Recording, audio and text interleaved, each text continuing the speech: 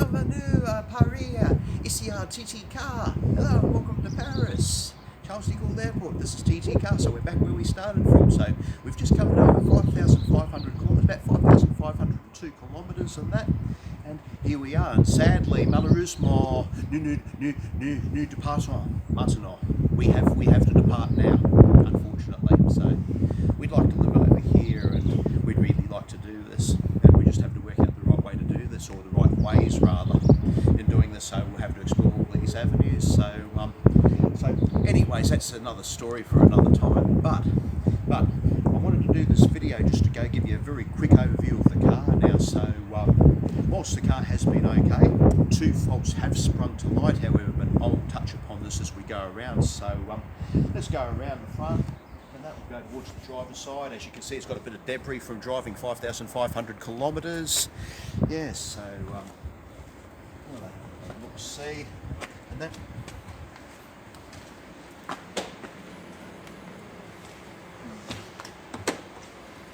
The central locking still works okay, there's no issue there. Yeah, so currently 5,504 kilometres are on the odometer. Yeah, so a couple of faults have come to light with the vehicle. So as I may have mentioned in passing earlier, there is an engine fault that's developed, and as you can see over here, if we bring the camera over here, we can see engine fault repair needed, but it doesn't give a description as to, unless we click here. We see it doesn't say, it doesn't show what it is, it just shows you the route to the nearest workshop, and that's so yeah, sometimes over here, and you can see the spanner on the instrument cluster over here, just see it, little spanner right there, right below the speedo indicator. And quick, now and again there's a warning light that appears in this section over here. It's not displayed at the moment, but this is for the actual electronic forward braking, so like an autonomous emergency braking, and that quite regularly throws up a warning signal. So as to the faults needing to be repaired, I'm not sure what the engine fault is, but the autonomous emergency braking will need to be looked at too. But everything else seems to be okay. The brakes are okay, the gear shift and the clutch have remained okay in 5,504 kilometres that I've driven it, and everything seems to be still in fine form in that regard. But let's have a look at a couple of little quality issues that have developed, or what we've noticed anyway, the mechanical issues. Over here we can see a couple of little issues over here, like right where the actual top of the door sash is melded, and that where they've rolled the edge over, it's a little bit sticking up and doesn't quite match flush with the other door sash on the rear door. And if we look open the door, we can see that it's a little bit skewed, needs to be folded over a little bit more tightly, and that. There's minor little things, but, and of course as we go around, a couple of little bits of variances in the fit and finish. A couple of little bits of variances in the fit and finish with the tailgate, but that doesn't stop the operation of such.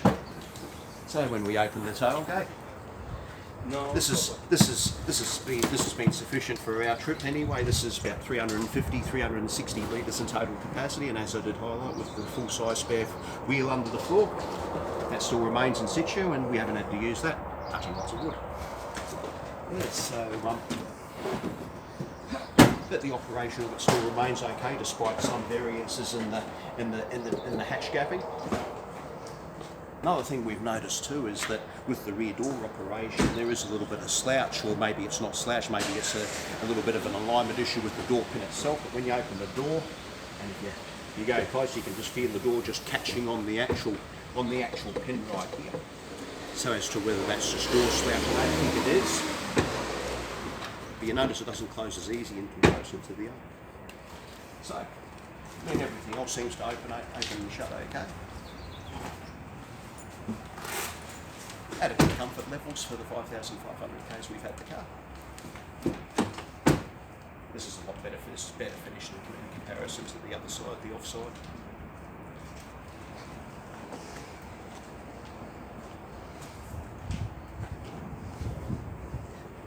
So as I said before, in regards to the near side rear door, not closing as well as it should.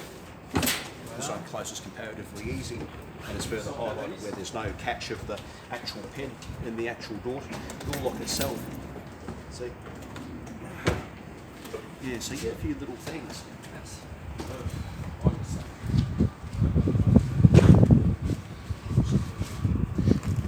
As you can see around the front, this gap over here is a little bit narrow in comparison to the offside gap is narrow in comparison to the near side gap. You can see the pronounced variance in between the two gaps in comparison to each other.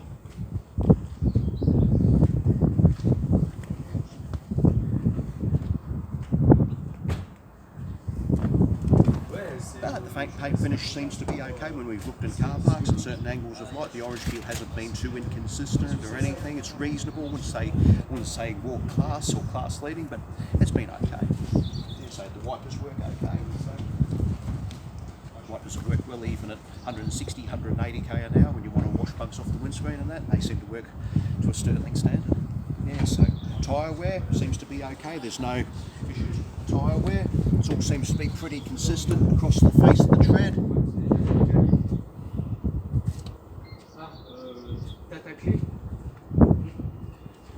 And it's looking around about, I'd say probably about 6 millimetres in terms of tread on the offside front, driver's side front. And you do a comparison with the near side front. If you drive cars, remember always cop this one cops the most punishment. Near side's here.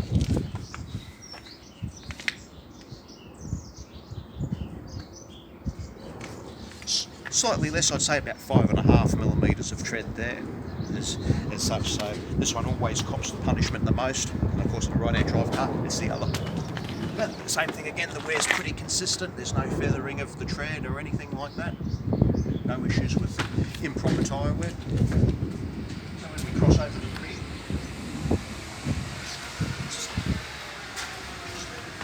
where's the tyre tread wear is a little bit less on the rear in comparison to the front, so this one subjectively feels like about 6 millimetres or a touch over 6 millimetres.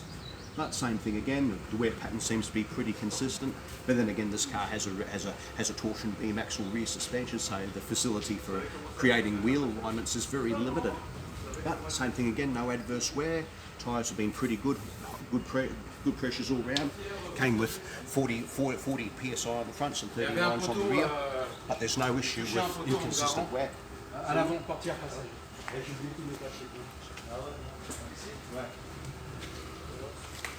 And this one should technically have the least wear, and it feels subjectively, it feels like it does have the least. It's even, around about a good 6 millimetres, good solid 6 millimetres easily, and no uneven wear.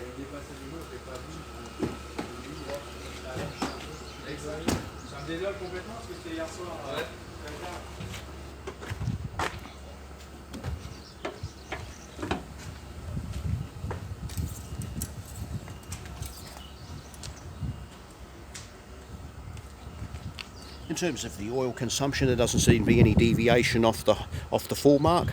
It's all pretty consistent, and most importantly, the oil's pretty clean too. Yeah, so no issues with oil consumption. Then again, it's early days at 5,500 k's. But like I said before, the two faults that have come to light are the autonomous emergency braking light, which comes on now and again, and this engine fault light, which we can't determine the purpose of.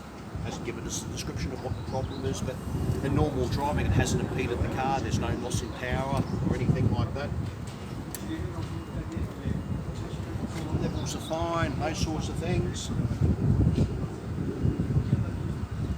So, this is fine, brake and clutch fluid reservoir is fine.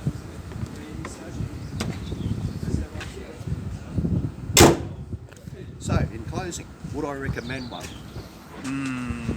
It's nice for the charm that it offers, being a Citroën C4 Cactus. It has the traditional French soft and floaty ride, even at high speeds. If you looked at my other reviews before, you would note this.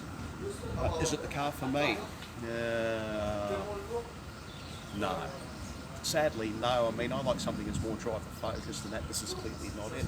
But for someone who doesn't like driving or is a conservative driver just wanting transport, this would be an okay choice. But the problems, however, relate to the electrics. So I'd like to see some kind of improvement in that regard. But we'll see what happens if Citroën decides to or it's going to have to go back under warranty to the workshop and that, and get those little faults rectified and see if they're profound or otherwise. But that's my view on it. Not the car for me, but I can understand why people would buy one, typically due to its French quirkiness and character.